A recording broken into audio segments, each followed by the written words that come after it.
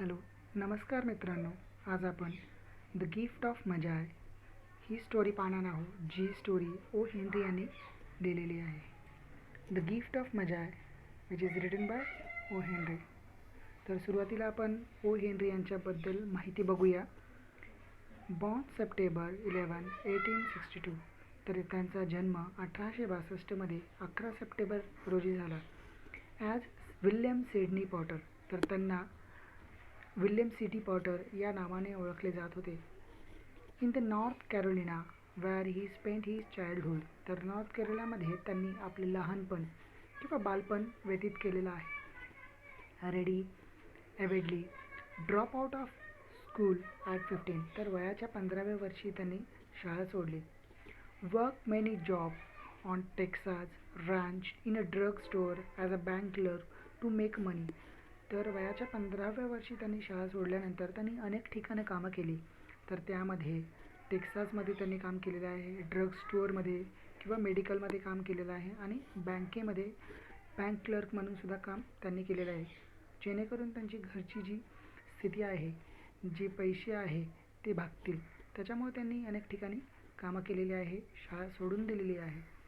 त्यानंतर started a humorous weekly called the Rolling Stone in 1894. तर 1884मध्ये rolling stone नावाची एक हास्यास्पद किंवा आपण त्याला म्हणूया जी पुस्तकं हसवणारी असतात त्याच्यामध्ये त्यांनी काम केलेलं आहे. तर त्या पुस्तकाचं नाव होतं रॉलिंग स्टोन. तर ते 1894मध्ये प्रकाशित झालेलं आहे. Drank heavily when the weekly failed work as a bank teller and accused of embezzling money from the First National Bank of Austin. तर त्यांचं जे वीकली पुस्तक होतं ते काय झालेलं आहे, फेल्ड झालेलं आहे, त्यांना प्रसिद्धी मिळाली नाही. तर त्यामुळे त्यांनी काय केलं, त्याच्यानंतर त्यांनी जिथे बँकेत कामाला होते तिथे त्यांनी त्यांच्यावर पैसे चोरण्याचा आरोप लावला आणि त्यांना जेलमध्ये टाकण्यात आलं. Fled to Honduras to avoid trial. Returned after hearing of wife dying. आणि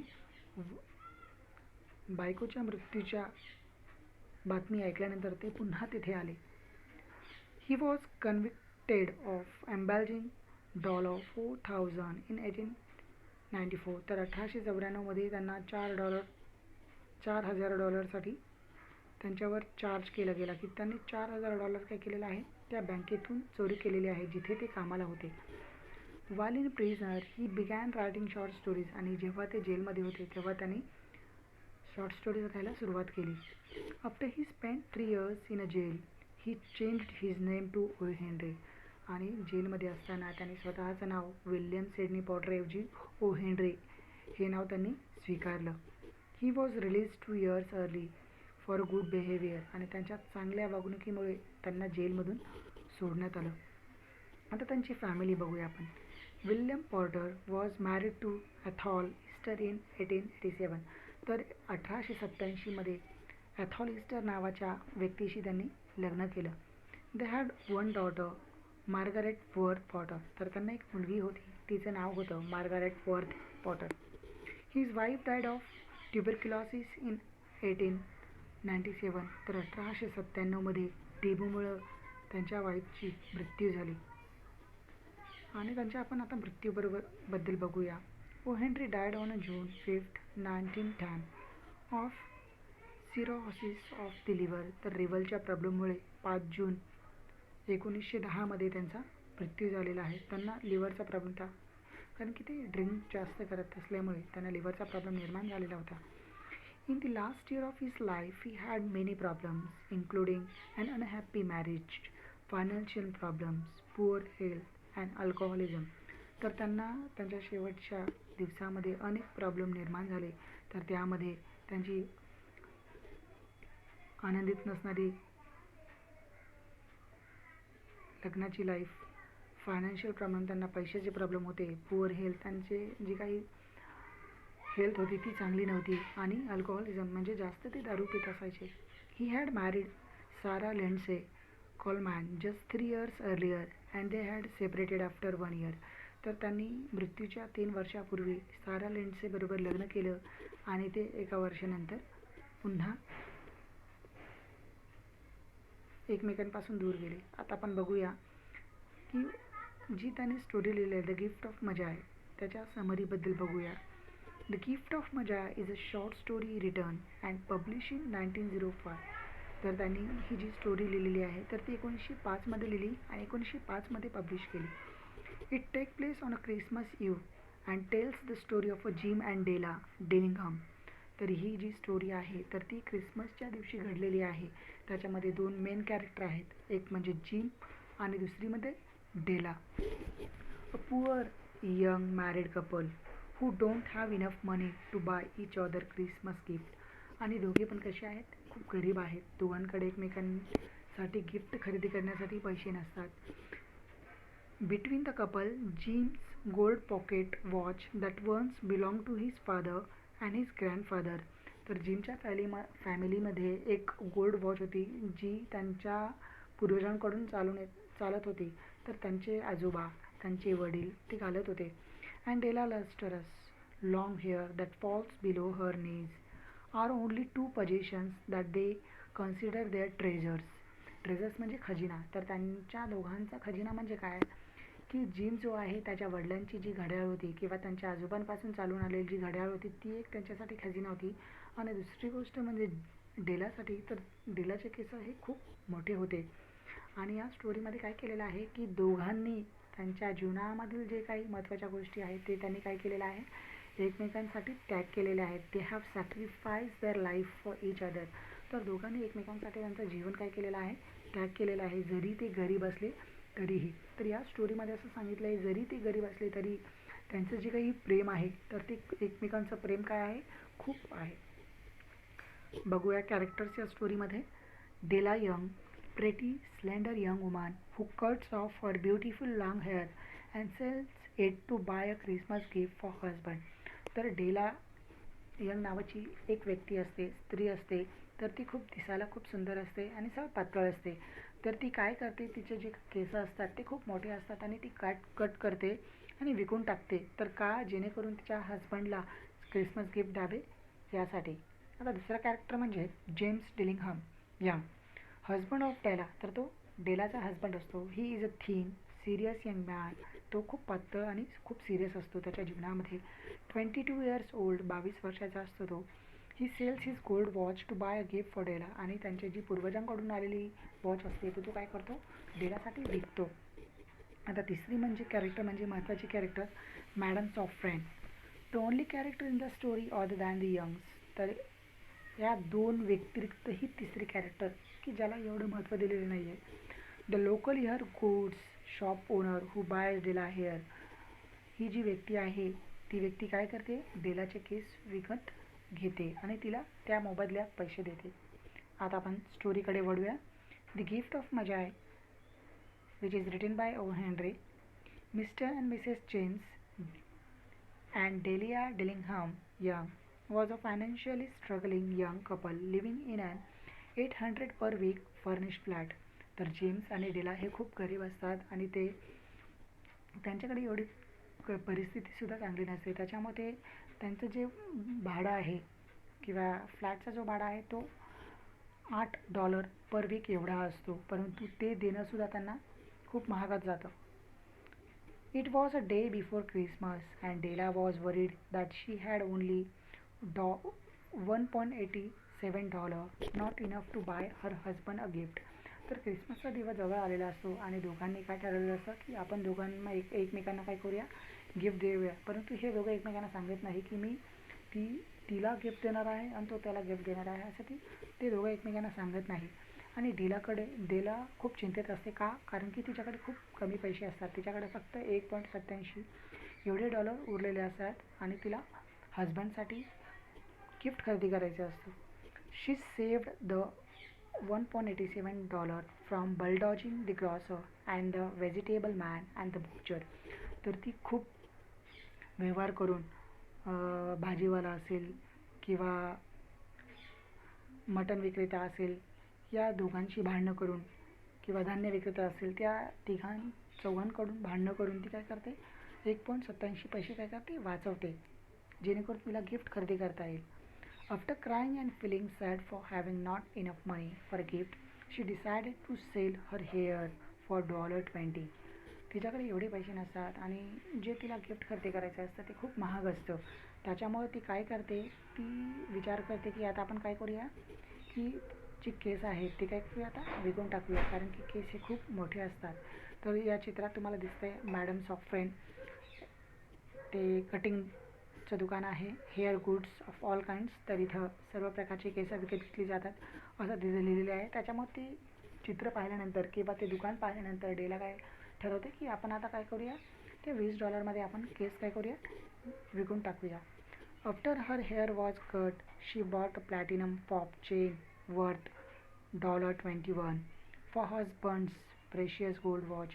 तर जे पूर्वजांकडून आलेलं वॉच असते जीनची, तर त्यासाठी तिने काय केलेलं असतं, एक प्लॅटिनम पॉप चेन खरेदी केलेलं असतं. त्याची किंमत $21 एवढी असते. She then went home excited to give such a gift. At a night, when her husband Jim came home, she started at her with a peculiar expression on his face. आणि ती खूप आनंदित होऊन घरी जाते का, कारण की तिने तिच्या हजबंडसाठी गिफ्ट खरेदी केलेलं असतं आणि ती हजबंडला दाखवणार असते. आणि तिच्या चेहऱ्यावरचा जो आनंद असतो तो खूप जास्त असतो.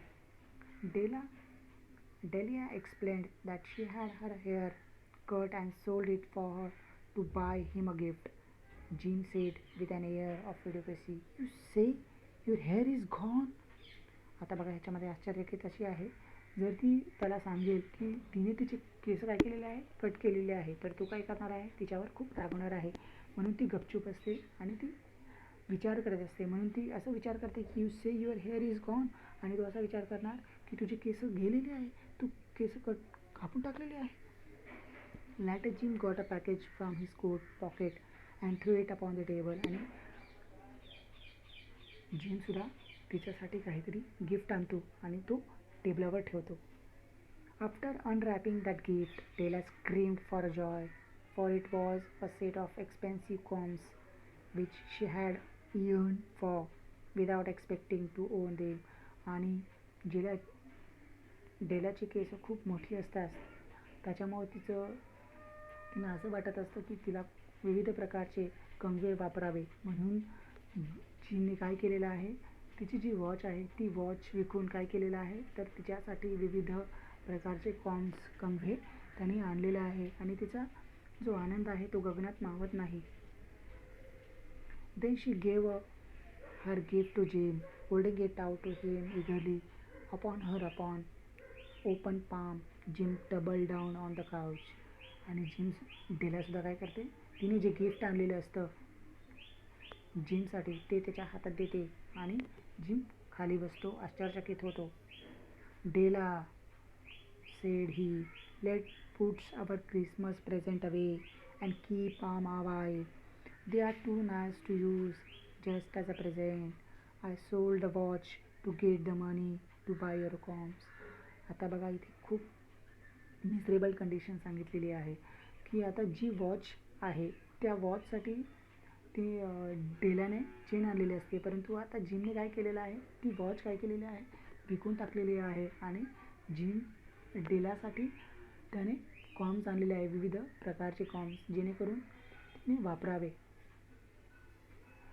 The Magi, as you know, were wise men, wonderfully wise men, who brought gift to the babe on the manager. आता या स्टोरीला द मजाय असं टायटल का दिलेलं आहे, तर मजाय म्हणजे काय, अशी व्यक्ती जी क्रिसमसच्या दिवशी लहान मुलांना काय करत असते, गिफ्ट देत असते. They invented the art of giving Christmas present. Being wise, their gifts were no doubt wise ones, possibly bearing the privilege of exchange in a case of duplications. तर क्रिसमसच्या दिवशी सॅन्टा क्लॉज जसा असतो तसा तो काय करत असतो, लहान मुलांना गिफ्ट देत असतो. तसेच हे दोघंसुद्धा काय आहे, they are Magi for each other because they have sacrifice their life for each other. He has sold his watch and Della has sold her hair for Jim. And here I have lamely related to you the uneventful chronicle of two foolish children in a flat who most unwisely sacrifice for each other the greatest treasure of their house. तर येथे सुद्धा the gift जे मजाय आहे त्या मजायची तुलना gym आणि डेलाबरोबर केलेली आहे, कारण की हे दोन लहान मुलं त्या दोघांनी जिम आणि डेला या दोघांनी काय केलेलं आहे, आपलं जीवन एकमेकांसाठी काय केलेलं आहे, व्यतीत केलेलं आहे किंवा सॅक्रिफाईस केलेलं आहे, त्याग केलेला आहे. But in a last word to the wise of these days, let it be said that of all who give, these two were the wisest. Of all who give and the receive give, such as they are the wisest. Everywhere they are the wisest. They are the Magi. आणि या दोघांना खरं तर मजा म्हटलेलं आहे, जे एकमेकांसाठी आपले जीवन काय करत असतात, त्याग करत असतात. त्यांना आवडणारी गोष्ट ती त्याग करतात, म्हणून त्यांना मजा अशी म्हटलेलं आहे. आता या स्टोरीमध्ये स्टोरीची ॲनालिसिस करूया आपण. तर या स्टोरीची थीम काय आहे आपण बघूया. तर प्रथम म्हणजे सॅक्रिफाईस, त्याग करणे. Throughout the whole story sacrifice played a big role in the couple's life. It started with the Della. She sold her hair even though it is a very precious things for her and the Jim. The same goes for Jim when he sold his gold watch just so he could have enough money to buy Della her present. तर sacrifice या स्टोरीमध्ये त्याग हे सर्वात महत्त्वाची theme आहे, कारण की दोघांनी एकमेकांसाठी काय केलेलं आहे, त्याग केलेला आहे. का तर डेलासाठी तिचे केस खूप महत्त्वाचे होते आणि ते केस तिने काय केलेलं आहे, विकलेलं आहे. आणि जिमसाठी तिने वॉच खरेदी केलेला आहे. आणि दुसरीकडे जिमने काय केलेलं आहे, ती वॉच जी महत्त्वाची आहे, जी पूर्वजांकडून चालून आलेली आहे, ती त्याने विकलेली आहे आणि तिच्यासाठी विविध प्रकारचे कंगवे त्याने आणलेले आहे. म्हणून सॅक्रिफाईस ही जी थीम आहे ती सर्वात महत्त्वाची थीम मानली जाते आणि परीक्षेच्या तुलनेने देखील खूप महत्त्वाची आहे. दुसरी म्हणजे love. One would need as a great love as a Della has for Jim to be able to sacrifice such a precious things, although the sacrifice made were all in vain, through as gift cannot be used. The two doesn't think so. They know now that they wouldn't both sacrifice their most prized possessions for each other. In the end, what they gave to each other was a love. पण त्या स्टोरीमध्ये आपण पाहिले की sacrifice बरोबर प्रेमसुद्धा काय आहे, खूप महत्त्वाचं आहे. कारण की या सुरुवातीपासून आपण बघतो की हे एकमेकांचं प्रेम काय आहे, खूप आहे. त्याच्यामुळे दोघांनी काय केलेलं आहे, प्रेमासाठी एकमेकांचं साहित्य काय केलेलं आहे, त्याग दिलेला आहे. त्यांनी जे खर्च केलेला आहे किंवा त्यांनी जी वस्तू त्याग केलेली आहे, त्या त्यागापेक्षा त्यांचं प्रेम काय आहे, खूप महत्त्वाचं आहे. Story analysis. थर्ड आहे climax. The climax of the story was when Della opened her gift. When we are able to understand, Jim was momently in a shock upon seeing Della's hair as he brought her set of comb as a present. आणि climax केव्हा कळतं, जेव्हा gym बघतो की तिने काय केलेलं आहे, तिचे केस कापलेले आहे. आणि केस काय आहे, आता जे त्याने कॉम आणलेला आहे, जे त्यांनी कंगवा आणलेला आहे, तो आता काय कामाचा नाही. Suspense. How was Jim able to buy Della expensive combs? Where did he get money to buy them? आणि याच्यामध्ये सस्पेन्स असा आहे की जिमला ते कॉम्स खरेदी करण्यासाठी पैसे कुठून येतात. आपण पाहिले की डेलाने काय केलेलं आहे, एक पैसा काय केलेला आहे, जमा केलेला आहे. परंतु जिमने कुठून पैसा आणलेला आहे, हा सस्पेन्स या स्टोरीमध्ये अजून देखील आहे. When it was Della's turn to give him the present, the watch chain. आणि आपण पाहिलेलं आहे की जिमने पैसे कुठून आले हे स्टोरीमध्ये सस्पेन्स आहे, परंतु डेलाचा सस्पेन्स येथे दाखवलेला नाही. Irony. The two main character bought each other gift they cannot be use despite those sacrifice. याच्यामध्ये आयरनी अशी आहे की दोघांनी एकमेकांसाठी खरेदीले केलेलं गिफ्ट हे काय आहे, युजफुल नाही, उपयोगात आणले जाणार नाही. Thank you very much.